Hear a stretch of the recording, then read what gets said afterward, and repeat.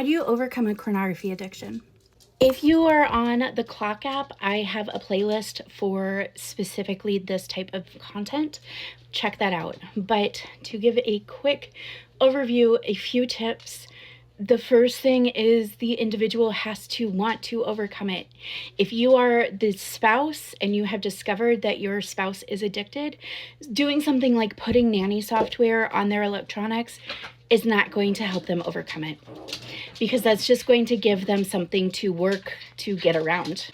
The second thing is you get in with a certified sex addiction therapist or someone who specializes in treating sex addiction. I have an individual that I work with who is a counselor. He functions as a coach outside of the state of Texas who specifically works with sex addicted men.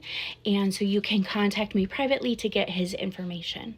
Another thing that I like to recommend is individuals get into 12-step programs.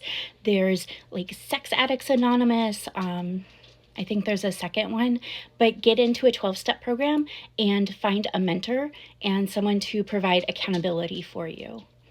And the spouse of the addict should also get themselves into therapy, preferably with someone who is well versed in betrayal trauma, and make a safety plan, make up a list of expectations and consequences if the expectations are not followed.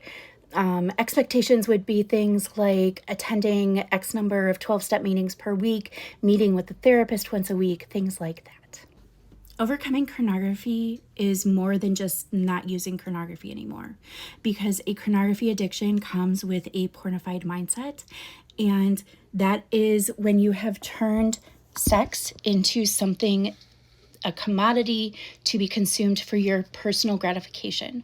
It's no longer about mutual intimacy with your spouse. You can overcome the addiction. People do it every day. And I would love to see you or your spouse overcome it. Your marriage can be healed. It's going to take a lot of work, and a lot of hurt and a lot of vulnerability will be uncovered.